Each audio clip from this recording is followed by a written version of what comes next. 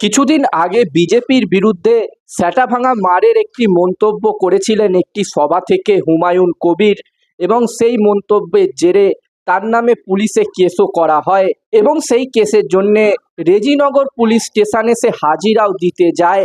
এবং হাজিরা দেবার সময় হুমায়ুন কবির জানায়, আমাকে যদি গ্রেপ্তার করা হয় তাহলে আমার সাথে আরও 100 থেকে 200 জন স্বেচ্ছায় গ্রেপ্তার হবেন, তাদের তালিকাও রেডি করা আছে।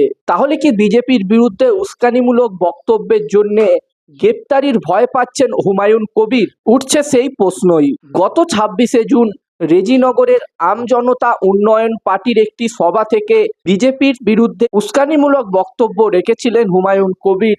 বিজেপির বিরুদ্ধে স্যাটাভাঙা মারের হুমকি দিয়েছিলেন হুমায়ুন কবির, এবং তারপরে আমরা দেখেছিলাম বিধানসভায় দাঁড়িয়ে মুখ্যমন্ত্রী শুভেন্দু অধিকারী হুমায়ুন কবিরের বিরুদ্ধে বলেছিলেন তাকে সবক শেখানোর সময় এসে গেছে, এরকম মন্তব্য করলে সবক শেখানো হবে, আমি দুর্বল মুখ্যমন্ত্রী নই, আমি মমতা ব্যানার্জি নই, এরকম ধরনের উস্কানিমূলক বক্তব্য রাখলে তার শাস্তি তাকে পেতে হবে, তাকে সবক শেখানো হবে। এবং মুখ্যমন্ত্রীর এই বক্তব্যের পরেই তার বিরুদ্ধে হুমায়ুন কবিরের বিরুদ্ধে দুটি মামলা রুজু করা হয়। একটি রেজিনগর থানায় মামলা রুজু করা হয় এবং শক্তিপুর থানায়ও তার নামে অভিযোগ দায়ের হয়, এবং এই ঘটনার জন্যে হুমায়ুন কবিরকে থানায় তলব করা হয়, রেজিনগর থানায় তলব করা হয় তাকে জিজ্ঞাসাবাদের জন্য। এছাড়াও তার বিরুদ্ধে শক্তিপুর থানার ওসিকে হুমকি দেবারও অভিযোগ ওঠে, যদিও শক্তিপুর থানায় হাজিরা তিনি দেননি, হাজিরা তিনি এড়িয়ে যান। এবং মুখ্যমন্ত্রী শুভেন্দু অধিকারীর হুঁশিয়ারির পর এই মামলায় আমজনতা উন্নয়ন পার্টির 3 জনকে